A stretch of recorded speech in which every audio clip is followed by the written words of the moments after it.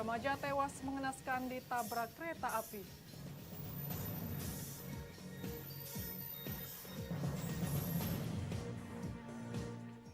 Tahanan rutan Prabu Muli ditemukan gantung diri.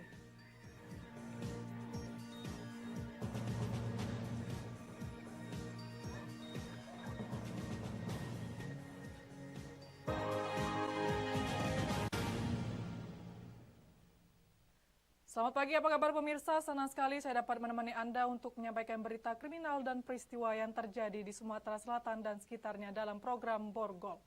Dua sajian informasi utama tadi mengawali jumpa kita pada pagi hari ini. Beragam informasi kriminal lainnya telah kami siapkan untuk Anda bersama saya Berlia Indriani. Inilah Borgol selengkapnya.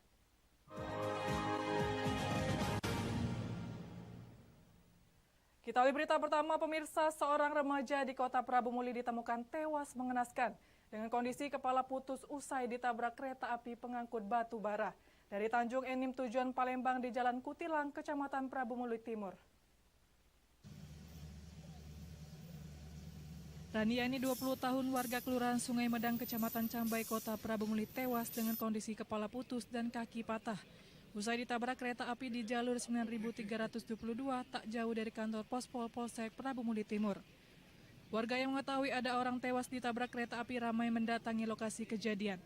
Menurut Samirudin, korban keseharian bekerja sebagai seorang pemulung dan tinggal di bekas bangunan area kantor Pospol Polsek Prabu Muli Timur bersama ibunya. Sebelum kejadian, korban ditinggal orang tuanya untuk menjual rongsokan pada pengepul. Kerjanya apa sih, Pak? Apa? Kerja korban ini sekarang apa? Memang nyari ini pasti ini dia. Oh, cari burkan ya? Pemulung ya? Ya, modal memang ini dia. Siapa nama korban, Pak? Itu Rani, Wong mana, Pak? Sungai Medang. Sungai Medang. Pak, dia di sini sama siapa nih, Pak? Kamu itu mamanya? Oh, sama ibunya. Iya. Polisi yang mendapat laporan langsung mendatangi tempat lokasi kejadian dan menemukan tas handphone korban tanpa identitas. Menurut warga sekitar, korban diketahui sering duduk di pinggir rel untuk istirahat saat mencari barang bekas dari tempat sampah yang ada di pinggir jalan rel kereta api. Oleh petugas, mayat korban kemudian dibawa ke Rumah Sakit Umum Daerah Kota Prabu Muli untuk dilakukan otopsi dan selanjutnya diserahkan kepada keluarga untuk dimakamkan. Dari Prabu Muli, Berry Brima, iNews melaporkan. Pemirsa, seorang tahanan kasus pencurian kelas 2B Kota Prabu Muli, Sumatera Selatan ditemukan tewas tergantung di kamar mandi masjid. Diduga depresi mendengar ibu sakit keras menjadi penyebab korban nekat mengakhiri hidupnya. Megi Saputra, 25 tahun, tahanan kelas 2B Prabu Muli ditemukan petugas rutan tewas tergantung menggunakan baju yang diikat pada tiang atap kamar mandi masjid. Tim forensik dan Polsek Prabu Muli Timur yang mendapati laporan langsung melakukan olah tempat kejadian perkara. Korban diketahui baru 2,5 bulan mendekam di rutan kelas 2B Prabu Muli karena kasus pencurian dan akan menjalani sidang di Pengadilan Negeri Prabu Muli. Untuk sementara kasusnya 363 dan status almarhum ini sudah A3, artinya tahanan sudah P21, sudah menjadi tahanan dari kejaksaan. Untuk di posisi Iya, posisi almarhum ditemukan menggunakan gantung diri menggunakan baju tahanan di dalam kamar mandi dengan posisi kakinya tuh masuk ke dalam ember. Usai dilakukan olah TKP, jenazah korban kemudian dibawa ke Rumah Sakit Umum Daerah Kota Prabu Muli untuk memastikan apakah benar korban tewas gantung diri. Usai dilakukan otopsi, mayat korban lalu diserahkan pada keluarga untuk dimakamkan. Sementara itu, Kepala Rutan Kelas 2B Prabu Muli Zulkifli Bintang saat kejadian dari informasi yang didapat sedang tak ada di tempat. Melalui pesan singkat kepada wartawan, ia mengatakan korban ditemukan tewas gantung diri usai semua tahanan dan petugas melaksanakan sholat Jumat. Dari Prabu Muli, Berry Brima, iNews melaporkan. Di informasi lainnya, pemirsa, kebakaran melanda Palembang Square Mall Sabtu 11 Mei kemarin. Diduga api berasal dari konsleting hubungan arus pendek listrik di ruang pusat kelistrikan mall. Kepulan asap hitam menyulitkan petugas memadamkan api. Petugas pemadam kebakaran Kota Palembang berusaha memadamkan asap api yang membakar salah satu ruangan di Palembang Square Mall Kota Palembang pada Sabtu pagi. Api berasal dari salah satu lantai hingga menjalar ke seluruh lantai dari lantai 1 hingga lantai 5 tempat pusat kelistrikan mall. Diduga kebakaran berasal dari hubungan arus pendek listrik di salah satu panel hingga menyebabkan kebakaran. Proses pemadaman yang dilakukan oleh petugas terkendala oleh kepulan asap hitam yang ditimbulkan serta asal api yang merupakan jaringan listrik. Petugas memadamkan api menggunakan alat pemadam kebakaran milik mal dikarenakan aliran listrik yang masih aktif membuat petugas berhati-hati dalam menyemprotkan air. Tidak ada korban jiwa dalam peristiwa ini karena mal dalam keadaan tutup dan belum beroperasi saat kebakaran melanda. Untuk sementara ini ya untuk korban jiwa itu tidak ada, baik dari petugas kita juga dari pemilik gedung, pengelola gedung itu tidak ada. Namun tenan diperkirakan akan terganggu untuk instalasi kelistrikannya ya. Namun untuk terbakar tidak. 8 unit mobil pemadam kebakaran dikerahkan untuk membantu menjinakkan api setelah 2 jam api baru dapat dipadamkan. Sementara akibat peristiwa ini aktivitas mal hingga siang ini masih ditutup. Akibat sistem kelistrikan yang masih terganggu, sejumlah pegawai di sejumlah tenan mal menunggu di depan pelataran mal untuk nantinya aktivitas mal dapat dibuka kembali. Dari Palembang, Guntur, iNews melaporkan. 4 jembatan di Oku rusak akibat banjir. Informasinya sesaat lagi.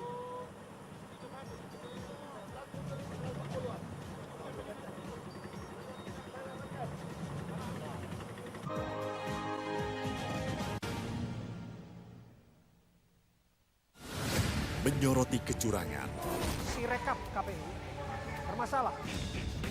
Ya aku nggak ngapa-ngapain. menyuarakan keadilan, Di balik ini semua, Tinggal akibat tenggelam. ini masih ada laporan darah di sana. mendalam dan eksklusif. Kami makan dari mana? Sesuai dengan tidak.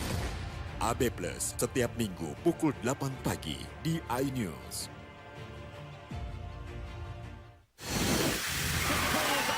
Formula E World Championship kembali digelar.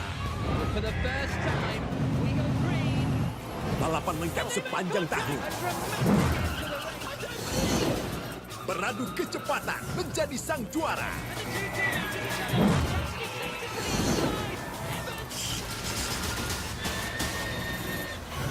Formula E World Championship 2024 hanya di iNews.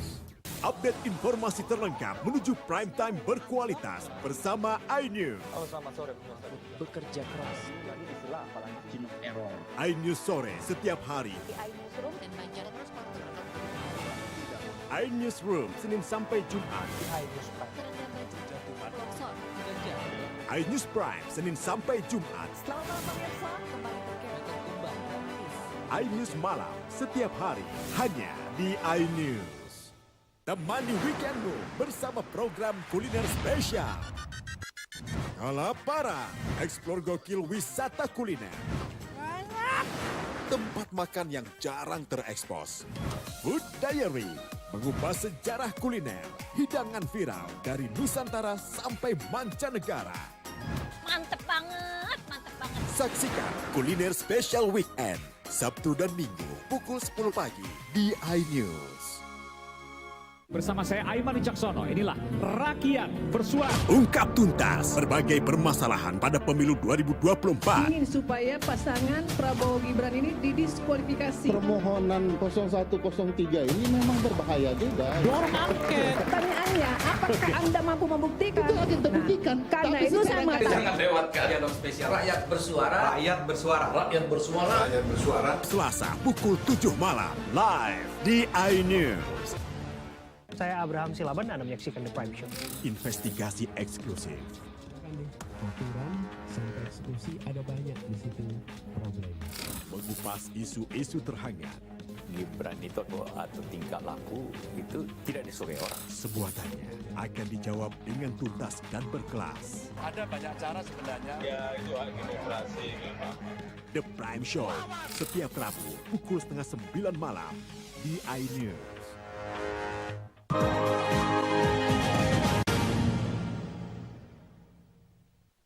Pemirsa, Anda masih bersama kami di Berita Kriminal Borgol. Sedikitnya 4 jembatan gantung rusak berat akibat bencana banjir yang terjadi di 5 kecamatan di Ogan Komering Ulu. Badan Penanggulangan Bencana Daerah Oku mendata sedikitnya 4 jembatan gantung rusak akibat bencana banjir yang melanda 5 kecamatan di Kabupaten Ogan Komering Ulu.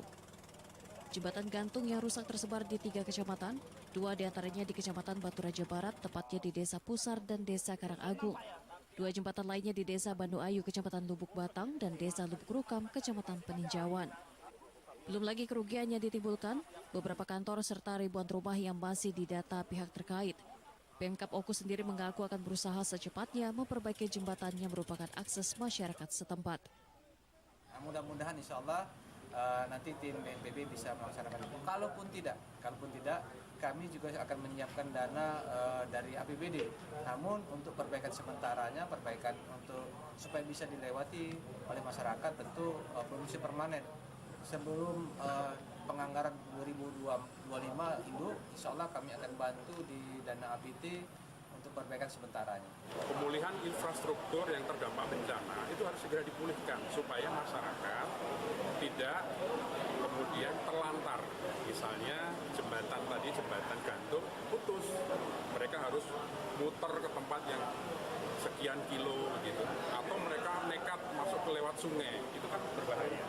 Sehingga kita ingin BNPB Pusat juga meminta pemerintah daerah untuk segera mengusulkan perbaikan untuk mempercepat tindakan yang akan dilakukan, serta menekankan penanganan pasca bencana membantu seluruh masyarakat terdampak. Saat ini kondisi air di beberapa wilayah sudah berangsur surut, namun satu kecamatan yakni Kecamatan Kedaton Peninjauan Raya masih terisolir. Dari Ogan Komering Ulu, Widori Agustino, iNews melaporkan. Pemirsa, 15 sekolah dasar dan 5 sekolah menengah pertama ikut terdampak bencana banjir di Oku. Dinas Pendidikan terpaksa meliburkan sekolah hingga pasca penanganan selesai. Dinas Pendidikan Ogan Komering Ulu saat ini masih meliburkan sekolah pasca bencana banjir. Distrik Oku mencatat sedikitnya 15 sekolah dasar dan 5 sekolah menengah pertama ikut terdampak. Banjir yang melanda saat itu cukup cepat membuat pihak sekolah tak sempat menyelamatkan peralatan sekolah. Kerugian ditaksir mencapai ratusan juta rupiah. Pasca banjir, pihak sekolah saat ini melakukan pembersihan, beberapa peralatan sekolah yang tak selamat pun terpaksa disingkirkan. Dengan kondisi sekolah yang belum sepenuhnya pulih, aktivitas belajar mengajar saat ini diliburkan. Siswa belajar di rumah masing-masing, sementara para guru akan memberikan pembelajaran jarak jauh sebagai upaya sementara sampai kondisi sekolah benar-benar pulih. Untuk sementara ini, karena ini dalam masa ujian, kami akan melihat situasi. Kalau nanti situasinya bagus, akan kita tindaklanjuti evaluasi. Tapi kalau belum, kita lihat situasi yang kondusif nanti. Upaya pemulihan fasilitas pendidikan diharapkan dapat dilakukan dengan cepat agar proses pembelajaran kembali berjalan normal dan tidak mengganggu perkembangan pendidikan anak-anak di Kabupaten Oku. Dari Ogan Komering Ulu, Widori Agustino, iNews melaporkan. Sementara itu, pemirsa, Badan Penanggulangan Bencana Daerah Provinsi Sumsel bersama pejabat Bupati Oku terus bergerak menyalurkan bantuan kepada masyarakat yang terdampak bencana banjir di wilayah berjuluk Sembimbing Sekundang. Bantuan untuk korban banjir terus-menerus disalurkan secara bertahap. Kali ini Badan Penanggulangan Bencana Daerah Provinsi Sumsel juga turut memberikan dan terjun langsung menyalurkan di wilayah terdampak banjir di Ogan Komering Ulu. Kepala Pelaksana BPBD Sumsel M. Iqbal bersama PJ Bupati Oku memberikan bantuan ke Desa Kepayang, Desa Kedondong, Desa Belimbing, Desa Durian, dan Desa Lubuk Rukam, Kecamatan Peninjauan. Bantuan yang disalurkan selain dari Pemkab Oku juga menyalurkan bantuan dari Pemprov Sumsel melalui BPBD Sumsel. Bantuan berupa beras, mie instan, obat-obatan, pakaian, dan sembako lainnya diberikan untuk disalurkan ke warga desa terdampak.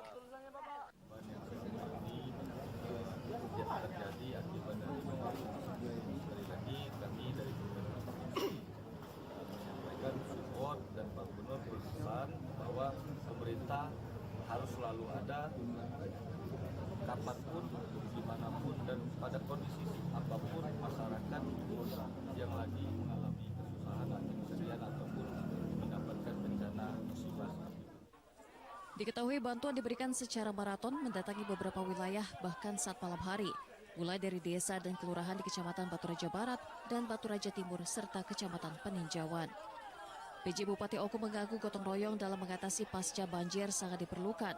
Bantuan yang disalurkan diungkapkannya sangat dibutuhkan, apalagi setelah mendatangi korban banjir setiap saat banyak mendapatkan permintaan warga untuk bantuan seperti air bersih dan bahan pokok sembako serta makanan siap saji. Langsung turun ke lapangan dalam rangka mendistribusikan, mengirimkan bantuan, menyalurkan bantuan kepada masyarakat di Kabupaten Bangka yang terdampak bencana banjir. Hari ini kami sudah mulai dari Kecamatan Luku Batang, terus mengarah ke hilir lagi ke Kecamatan Peninjauan. Insya Allah kalau nanti tembus ke Kecamatan KPR, kami akan masuk ke KPR.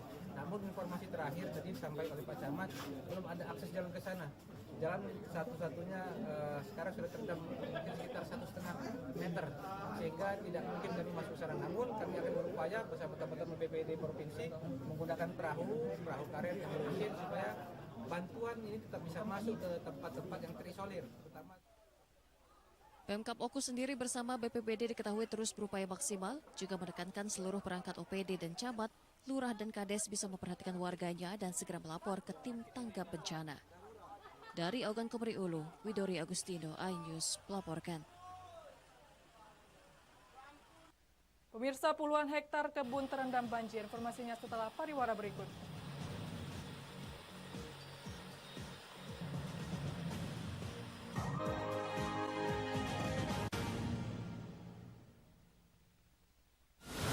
Menyoroti kecurangan, Sirekap KPU bermasalah.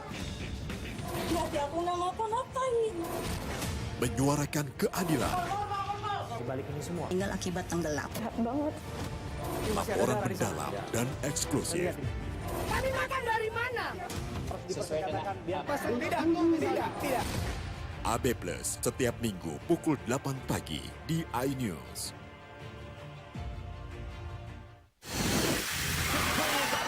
Formula E World Championship kembali digelar. Balapan lengkap sepanjang tahun. Beradu kecepatan menjadi sang juara.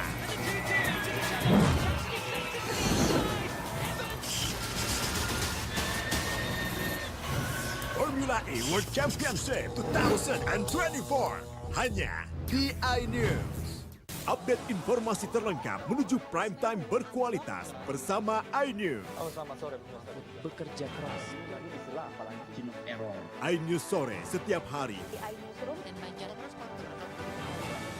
iNewsroom Senin sampai Jumat. terendam banjir, longsor. iNews Prime Senin sampai Jumat. Selamat malam pemirsa, kembali berkembang. iNews Malam setiap hari hanya di iNews. Temani weekendmu bersama program kuliner spesial. Kalaparan, eksplor gokil wisata kuliner. Tempat makan yang jarang terekspos. Food Diary, mengupas sejarah kuliner, hidangan viral dari Nusantara sampai mancanegara. Mantep banget, mantep banget. Saksikan Kuliner Spesial Weekend, Sabtu dan Minggu pukul 10 pagi di iNews.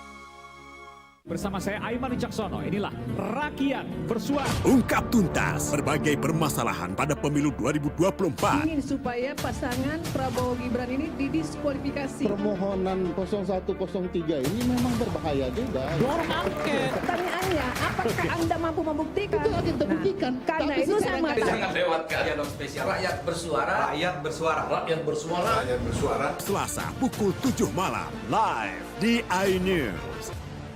Saya Abraham Silaban, Anda menyaksikan The Prime Show. Investigasi eksklusif. Aturan sampai eksekusi ada banyak di situ problem. Mengupas isu-isu terhangat.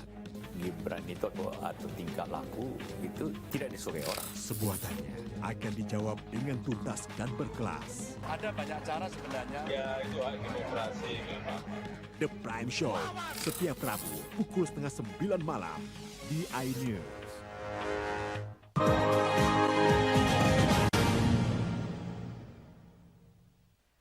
Pemirsa, Anda masih bersama kami di Berita Kriminal Borgol. Kabupaten Ogan Ilir, Sumatera Selatan ikut terdampak akibat banjir yang terjadi di Kabupaten Oku. Akibatnya ratusan rumah warga pun terendam banjir di perbatasan kabupaten tersebut. Masyarakat desa yang terdampak banjir di wilayah Kecamatan Muara Kuang, Kabupaten Ogan Ilir, Sumatera Selatan saat ini hanya bisa pasrah dan berdoa melihat puluhan hektar kebun miliknya terendam banjir. Banjir yang melanda 4 desa di kecamatan itu salah satunya desa Seri Menanti.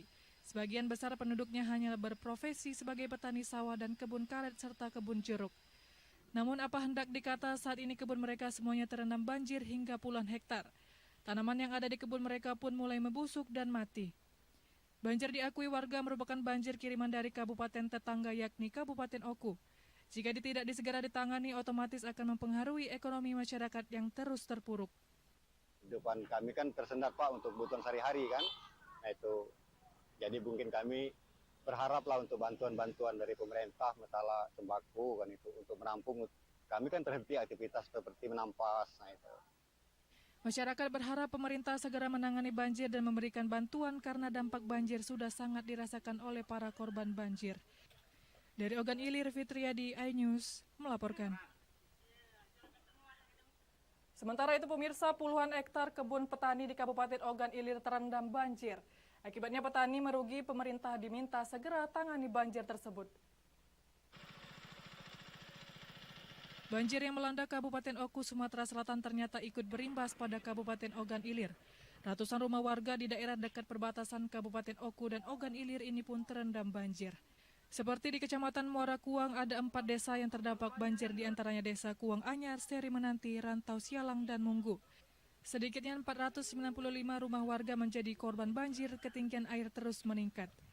Namun tidak menutup kemungkinan korban banjir terus bertambah hingga ke kecamatan-kecamatan terdekat. Mengingat debit air cukup tinggi mengalir dari hulu ke hilir kiriman dari Kabupaten Oku. Sebagian warga yang rumahnya permanen beton sudah mengungsi ke rumah sanak warga terdekat. Sementara bagi rumahnya yang berbentuk panggung masih bertahan tinggal di bagian atas rumah. Sendiri mungkin hujan yang dengan intensitas yang tinggi di huluan sana, terutama kemarin di daerah Oku, Batu Raja yang terpantau gitu tempat banjir kemarin, dia air itu mengalir ke hilir ya di desa-desa ke arah Ogan Ilir yang jelas, yang Muara Kuang, Rebuk Keliar barangkali nanti harus segera waspada. Kami kemarin sudah menghimbau masyarakat untuk memonitor ini bersama Satgas untuk waspada terhadap banjir ini. Masyarakat dihimbau dan waspada akan bahaya banjir yang terus melanda karena debit air terus meningkat hingga waktu yang belum bisa dipastikan. Dari Ogan Ilir, Fitriadi, iNews melaporkan.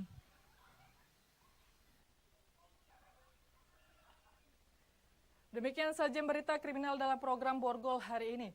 Semoga informasi tadi dapat memberikan manfaat bagi kita semua. Saya Berlia Indriani, selamat pagi dan sampai jumpa.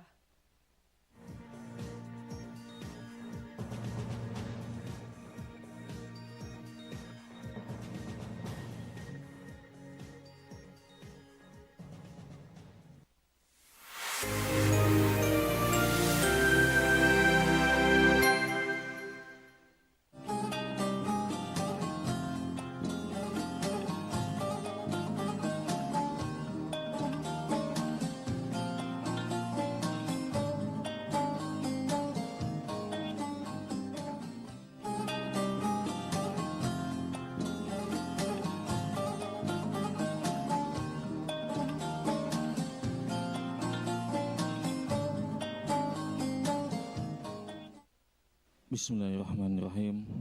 Assalamualaikum warahmatullahi wabarakatuh. Innal hamdalillah nahmaduhu wa nasta'inuhu wa nastaghfiruh wa na'udzu billahi min shururi anfusina wa min sayyiati a'malina.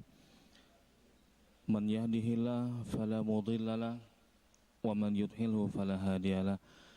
Asyhadu an la ilaha illallah wahdahu la syarikalah wa asyhadu anna Muhammadan abduhu wa rasuluhu la nabiyya wa la rasula ba'dah. Amma ba'd, fa ikhwati fillah wa akhwati fillah rahimani wa rahimakumullah. Laqad qala Allah ta'ala ya ayyuhalladzina amanu taqullaha haqqa tuqatih wa la tamutunna illa wa antum muslimun. Kaum muslimin dan muslimat yang dirahmati oleh Allah Ta'ala, alhamdulillah ini kajian perdana kita setelah libur Hari Raya Idul Fitri. Dan untuk pertemuan kali ini kita diminta untuk menyampaikan tentang fikih wudu. Nah, sementara ini kita mungkin selang-seling mungkin ya, atau ganti-ganti pembahasannya. Biasanya kita bahas tafsir, kali ini insya Allah kita bahas tentang fikih, tapi fikih wudhu. Sebelum kita bahas tentang tata cara berwudhu, kita bahas dulu tentang media airnya yang boleh digunakan untuk berwudhu. Jangan sampai kita, oh ini cara wudhu ini seperti ini, misalkan membasuh wajah, membasuh tangan, tapi air yang digunakan untuk berwudhu tidak sah, maka nggak sah juga wudhunya. Mau dia 5 kali, 10 kali. Ada orang wudhu misalkan dia mengusap wajahnya, ada kayak gini, nggak diusap kanan kirinya, itu dikhawatirkan nggak sah wudhunya, karena ada bagian wajah yang tidak terkena. Namun sebelum itu sekali lagi kita bacakan penjelasan ulama tentang media airnya dulu. Mungkin sudah pernah kita bahas, tapi nggak apa-apa kita ulangi biar nyambung nanti pembahasannya. Media air yang boleh digunakan untuk bersuci. Kali ini kitab yang kita gunakan seperti biasa, kalau kitab tafsirnya kitab tafsir Ibnu Katsir, beliau bermazhab Syafi'i. Kali ini juga kitab fikih dalam fikih mazhab Syafi'i. Kitab yang digunakan adalah At-Tadhhib fi Adillati Matil Ghaya wa Takrib, atau dikenal dengan Matan Abi Syuja' fil Fiqh Syafi'i. Ini kitab dasar dalam fikih Syafi'i. Dikenal kitab ini dengan istilah Matan Abi Syuja'. Beliau menjelaskan, qala al-mu'allif rahimahullah, kitab Thaharah, kitab bersuci, tentang bersuci dulu. Di awal kitab ini beliau menjelaskan media air yang boleh digunakan untuk bersuci, yang sah digunakan untuk bersuci. Kata beliau, al-miyahul lati yajuzu biha at-tadhiru sab'u miyah. Air yang boleh digunakan untuk bersuci. Untuk bersuci ini bisa wudhu, bisa mandi wajib. Nanti ada sedikit perbedaan tentang syarat sahnya berwudhu dengan mandi besar. Ada orang itu mandi besar langsung berendam dia. Boleh mandi besar langsung berendam, tapi jangan langsung bercampur dengan air sabun. Jangan langsung bercampur dengan air sampo, langsung dimasuki sama dia, bathtub namanya. Masuk sama dia air sabun, berendam dia, habis itu keluar. Hati-hati, bisa nggak sah. Nanti insya Allah mudah-mudahan di kesempatan yang lain kita sampaikan. Kata Syekh Abi Syuja', Al-Imam Abu Syuja' mengatakan, air yang bisa digunakan untuk bersuci itu ada 7 macam air, kata beliau. Yang pertama, ma'us sama, wa ma'ul bahr, wa ma'ul nahr, wa ma'ul bi'r, wa ma'ul aini, wa ma'ul salji, wa ma'ul barad.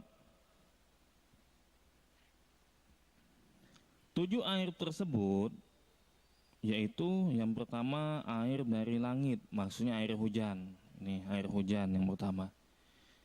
Yang kedua, ma'ul bahr, air laut.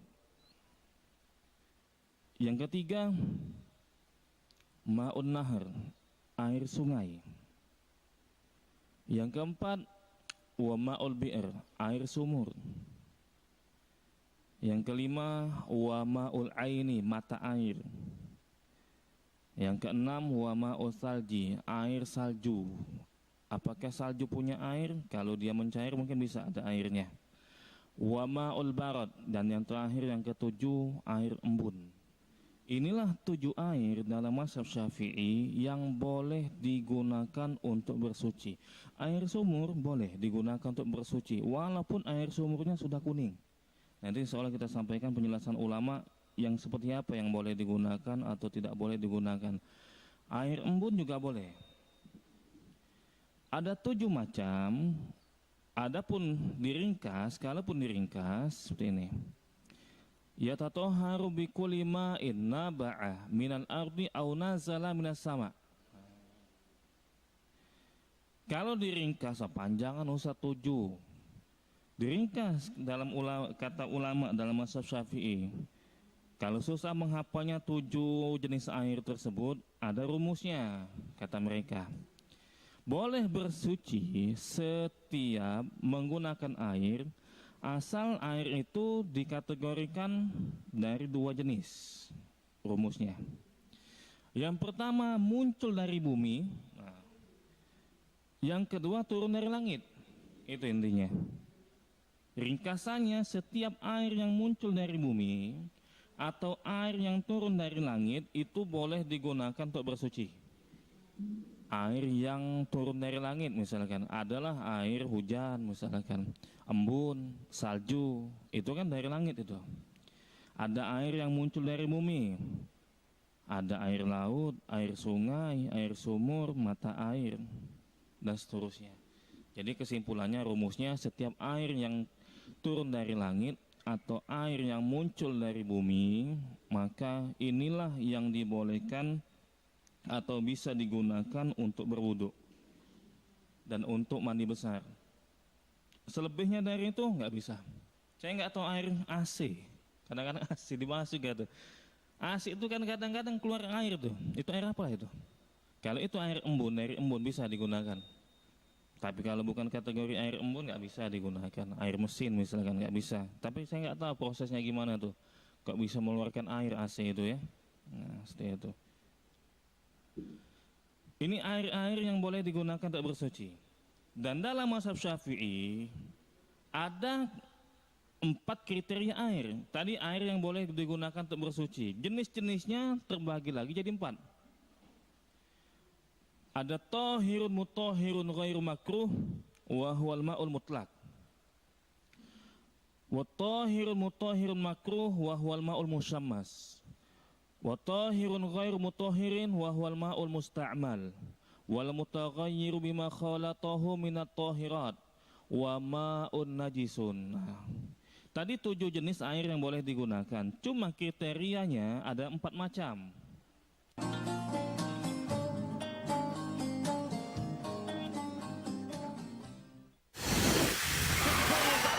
Formula E World Championship kembali digelar. For the first time, we go green. Balapan lengkap sepanjang tahun. Beradu kecepatan menjadi sang juara.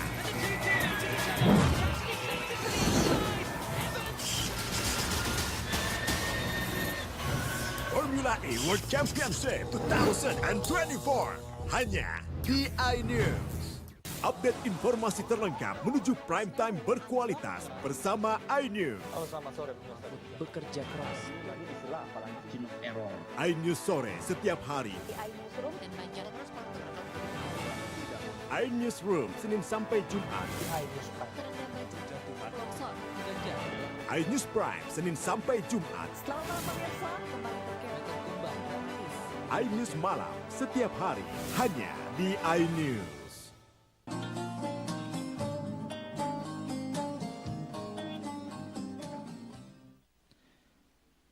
Dalam mazhab Syafi'i dijelaskan 4 macam air itu. Yang pertama ada air yang suci dan bisa mensucikan dan digunakan hukumnya tidak makruh. Nah, inilah namanya dengan air mutlak dalam mazhab Syafi'i.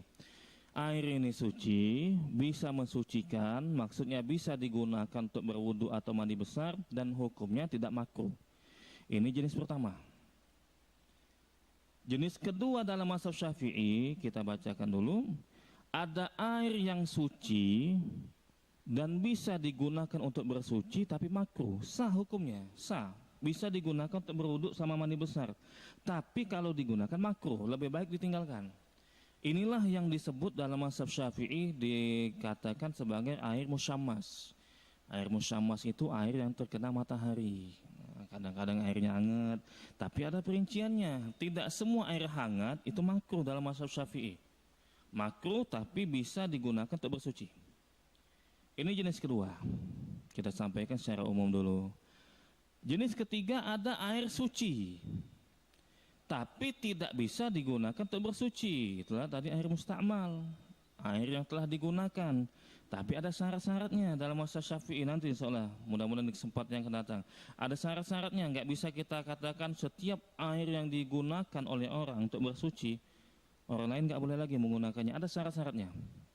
Dan air yang sudah berubah, bercampur dengan benda suci. Umpamanya air di kamar mandi. Kita punya bak kamar mandi misalkan. Kemasukan sabun, kemasukan pasta gigi, kemasukan apa aja. Yang itu bisa berubah. Ini tidak dibolehkan untuk digunakan dalam keadaan untuk bersuci, nggak boleh digunakan untuk bersuci, nggak sah. Dan yang terakhir dalam mazhab Syafi'i, air najis. Nah inilah dalam mazhab Syafi'i ada 4 kategori air yang dijelaskan dalam kitab-kitab bermazhab Syafi'i. Kita bacakan dulu penjelasan ulama yang pertama. Secara umum seperti ini Bapak sekalian. Jenis air pertama dalam mazhab Syafi'i, airnya suci dan bisa mensucikan. Hukumnya pun tidak makruh kalau kita menggunakannya. Ada air yang suci dan bisa mensucikan. Ada air yang cuma suci tapi tidak bisa mensucikan. Ada itu. Saya ulangi Bapak sekalian ya. Ada air yang suci dan bisa digunakan untuk bersuci. Ada air yang suci namun tidak bisa digunakan untuk bersuci. Kalau dalam istilah fikihnya ada nama tohir, ada nama tohur. Nah, jangan kesinggung kalau namanya tohir Pak ya. Ini tohir itu artinya airnya suci, sebatas suci tapi tidak bisa digunakan untuk bersuci. Contohnya air kopi. Air kopi itu suci. Boleh kita minum, boleh kita pegang. Tapi kalau digunakan untuk bersuci nggak bisa. Air susu itu suci, tohir aja masuk kategori. Tapi kalau digunakan untuk bersuci, mandi wajib, nah nggak bisa. Mandi pakai air susu, mandi susu pakai air, mandi wajib pakai air susu. Nah, hati-hati, itu masuk kategori tohir saja, tapi belum kategori tohur. Tohur itu artinya suci dan bisa mensucikan. Jadi ada 2 istilah nanti insya Allah yang sering saya sebutkan. Yang pertama tohir. Tohir itu artinya suci, namun tidak bisa digunakan untuk bersuci, untuk wudhu, untuk mandi besar. Istilah kedua tohur. Tohur itu artinya dia suci dan bisa mensucikan. Ini tinggal kita bagaimana bisa membedakan. Nah ini biar nanti bisa dipraktekkan sama kita. Karena jenis-jenis air ini sekarang ini makin banyak macam-macamnya. Nah bagaimana bisa kita membedakan ini airnya tohur, ini airnya tohir. Tohur tadi bisa airnya suci dan bisa digunakan untuk bersuci. Tohir tadi cuma sebatas suci namun tidak bisa digunakan untuk bersuci. Jawabannya seperti ini. Tohur air mutlak yang tidak berubah dari karakternya, itu namanya tohur airnya, nggak berubah dianya. Dari asalnya kayak gitu, nggak berubah. Tapi ingat kategori airnya yang harus turun dari langit atau muncul dari bumi, itu tohur, airnya nggak berubah. Tapi kalau tohir, mungkinlah katakanlah dia suci, namun airnya berubah. Nah kalau sudah berubah, ini tidak boleh digunakan lagi untuk bersuci. Perubahan dalam apa? Salah satu dari ketiga hal ini. Ulama sepakat kalau salah satu dari 3 hal ini yang berubah dari air tersebut, maka tidak boleh digunakan lagi untuk bersuci. Entah itu wudhu atau mandi besar, mandi wajib. Yang pertama rasanya, yang kedua baunya, yang ketiga warnanya. Salah satunya aja, nggak harus 3-tiganya. Rasanya sudah berubah, atau warnanya yang berubah, atau baunya yang berubah. Ini nggak bisa lagi digunakan untuk bersuci. Air sumur. Air sumur itu kalau kemasukan limbah, masukin oli sama dia, berubah. Yang tadinya bening atau kuning tiba-tiba menjadi hitam, misalnya nggak boleh lagi digunakan untuk bersuci. Untuk wudhu nggak boleh, untuk mandi besar nggak boleh. Tapi kalau nggak berubah nggak masalah. Nah kemasukan oli, berhubung airnya sangat banyak, kemasukan oli 1 ember nggak mempengaruhi, nggak berubah. Rasanya nggak berubah, warnanya nggak berubah, baunya nggak berubah. Itu masih boleh digunakan. Intinya air ini berubah apa enggak? Kalau berubah ini masuk kategori ketohir tadi, cuma sebatas suci tapi tidak bisa dikatakan untuk mensucikan, tidak boleh digunakan untuk bersuci. Berubah dari 3 karakter, baunya, rasanya, atau warnanya. Nah seperti itu. Allah alim bisawab. Jadi ini cara kita bisa membedakan kalau ini sudah berubah, airnya sudah berubah, ini kan bening misalkan, bening. Kalau sudah berubah ini kita masukin apa? Masukin teh. Berubah warnanya jadi kuning misalkan, jadi coklat misalkan. Berarti sudah ada perubahan warnanya, salah satunya ini nggak bisa lagi digunakan untuk bersuci. Nggak bisa lagi digunakan untuk bersuci. Atau nggak berubah Ustaz, cuma dikasih gula aja. Kan nggak berubah kalau dimasukin gula, air putih dimasukin gula nggak berubah warnanya. Tapi rasanya ini sudah berubah jadi manis. Nah ini nggak boleh lagi digunakan. Nggak boleh lagi air ini digunakan karena dia hanya sebatas suci tapi tidak bisa mensucikan. Atau warnanya dikasih pewarna misalkan, nggak dikasih gula, nggak dikasih apa, dikasih pewarna, kasih warna hijau misalkan jadi hijau. Nah ini nggak bisa lagi digunakan untuk bersuci. Allah alim bisawab. Nanti soalnya kita praktekkan. Kayaknya sudah kita bahas tapi nggak apa-apa biar nyambung ini pembahasannya. Namun ingat bapak-bapak sekalian, bisa kita praktekkan kalau seandainya bak kamar mandi kita kemasukan sabun, kemasukan pasta gigi, yang perlu diperhatikan berubah apa enggak dia ini, warnanya atau rasanya atau baunya. Yang dimaksud benda yang merubah karakter air tadi, rasa atau bau atau warnanya, kalau benda itu dari luar. Tapi kalau benda itu memang berasal dari dalam, maka masih tetap dikatakan suci. Saya ulangi bapak-bapak sekalian ya, rumusnya tidak semua air itu berubah maka tidak boleh digunakan untuk bersuci. Yang dimaksud yang merubah itu benda yang berasal dari luar. Tapi kalau benda yang berasal dari dalam air maksudnya,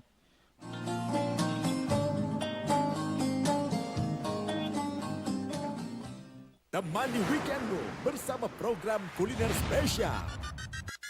Kalapara, eksplor gokil wisata kuliner. Tempat makan yang jarang terekspos. Food Diary, mengupas sejarah kuliner, hidangan viral dari Nusantara sampai mancanegara. Mantep banget, mantep banget. Saksikan Kuliner Spesial Weekend, Sabtu dan Minggu pukul 10 pagi di iNews. Bersama saya Aiman Wicaksono, inilah Rakyat Bersuara. Ungkap tuntas berbagai permasalahan pada pemilu 2024. Ingin supaya pasangan Prabowo Gibran ini didiskualifikasi. Permohonan 0103 ini memang berbahaya juga. Dorong angket. Pertanyaannya, apakah Anda mampu membuktikan? Itu akan terbuktikan. Karena itu sama. Jangan lewatkan dialog spesial Rakyat Bersuara. Rakyat Bersuara. Rakyat Bersuara. Rakyat Bersuara. Selasa pukul 7 malam live di iNews.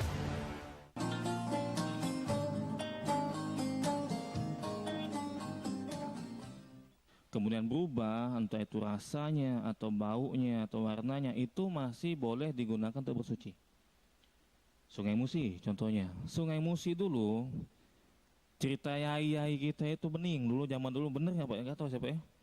Kisah-kisahnya bening Sungai Musi itu. Tahu-tahu jadi kuning. Nah, itu. Tergantung apa yang merubahnya itu.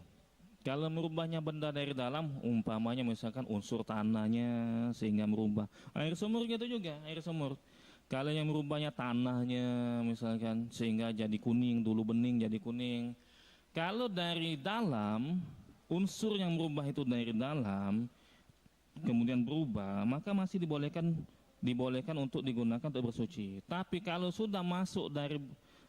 sudah dimasukkan dari benda luar, nah nggak boleh. Eceng gondok masukin sama dia, nah jadi hijau. Itu nggak bisa itu digunakan untuk bersuci. Atau kita misalkan bapak-bapak sekalian mudik misalkan, rumah ditinggalkan 2 pekan. Misalkan ditinggal 2 pekan, tahu-tahu jadi hijau airnya itu. Tergantung apa yang merubahnya jadi hijau. Kalau dia lumut dari dalam, berarti kan dari dalam tuh lumut. Dari dalam tuh kita tutup, tahu-tahu ada lumut ternyata berubah jadi hijau. Masih boleh digunakan untuk bersuci. Tapi kalau sengaja bawa lumut dari luar dimasukin, nah udah pelet misalkan, ada ikannya itu Pak Ustadz, kami kasih pelet, berubah warnanya, berubah rasanya, berubah baunya, nggak boleh digunakan lagi untuk bersuci. Allah alim bisawab. Nah inilah kaidahnya bapak-bapak sekalian. Jadi kita simpulkan, nanti kita praktekkan ya. Kita simpulkan, air yang boleh digunakan itu harus berasal dari langit atau berasal dari bumi. Yang berasal dari langit itu bisa air hujan, bisa air embun, ataupun air salju. Yang muncul dari bumi bisa itu air laut, bisa itu air sungai, bisa itu air sumur atau mata air. Kalau sudah berubah, dan air itu ada yang tohir, ada yang tohur. Tohir itu artinya suci, namun tidak mensucikan. Tohur itu artinya dia suci dan bisa mensucikan. Bagaimana kita membedakan ini air suci dan mensucikan dibandingkan dengan air yang hanya suci namun tidak bisa mensucikan? Dilihat, ada perubahan tidak? Kalau ada perubahan, ini masuk kategori tohir tadi. Dia hanya sebatas suci namun tidak bisa dikatakan bisa mensucikan. Namun ingat, benda yang merubah itu harus dari luar. Tapi kalau benda dari dalam, ini walaupun dia berubah rasanya atau baunya atau warnanya, tetap bisa digunakan untuk bersuci. Salah satu contohnya misalkan ada hadis dalam mazhab Syafi'i dijelaskan dalam kitab ini. Hadis ini diriwayatkan oleh Tirmizi dengan nomor hadis 69. Hadis ini dinilai oleh At-Tirmizi sebagai hadis hasan yang sahih. Dari Abu Hurairah radhiyallahu anhu qol, sa'ala rajulun Rasulullah sallallahu alaihi wasallam faqal, ya Rasulullah, inna narkabul bahra wa nahmilu ma'anal qalila minal ma' fa in tawadda'na bihi atoshna afana tawadda'u bima'il bahr faqala Rasulullah sallallahu alaihi wasallam huwa at-tahuru ma'uhu al-hillu maitatuhu. Pernah kejadian ada sahabat, dia ini bepergian ke laut. Nah, saat itu dia menyampaikan pertanyaan kepada Rasul SAW. Nabi, kami bawa air. Kami bawa air nih, lagi ngelaut. Kami bawa air, lagi berlayar, tapi airnya sedikit. Kalau air bersih ini kami gunakan untuk berwudu, kami bakal kehausan. Boleh nggak kami berwudu dengan menggunakan air laut? Air laut itu asin. Air laut itu asin. Mungkin makin lama makin asin. Ada perubahan di situ. Warnanya kadang-kadang berubah. Air laut itu. Kata Rasulullah SAW, air laut itu suci dan mensucikan. Kadang-kadang berubah itu air laut itu. Warnanya kadang-kadang berubah menjadi lebih biru, misalkan airnya kadang-kadang makin asin, misalkan seperti itu ya. Tapi kata Rasulullah SAW, suci itu airnya. Bukan hanya airnya, bangkainya juga suci. Ditambahkan sama Nabi, bangkainya suci maksudnya apa?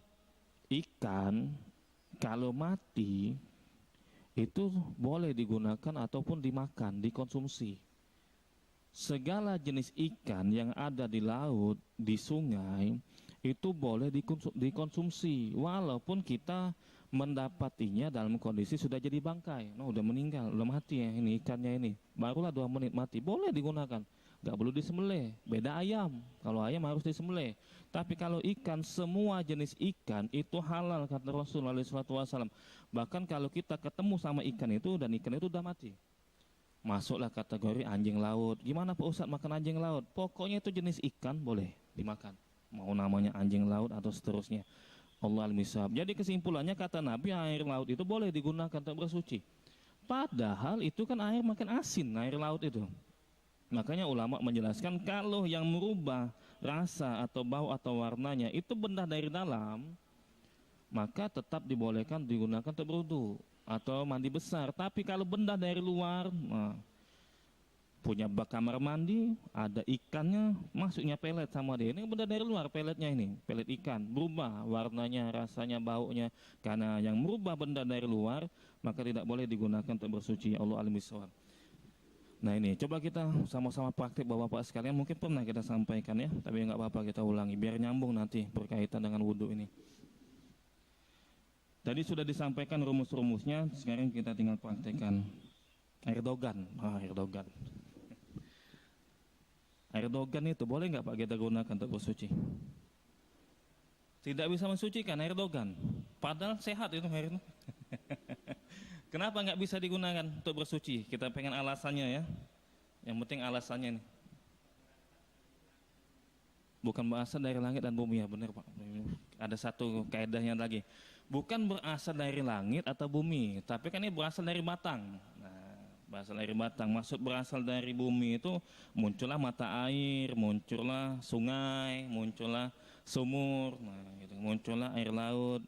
Memang dia nggak berubah, tapi berhubung dia tidak muncul dari langit atau timbul dari bumi, maka nggak boleh digunakan walaupun nggak berubah.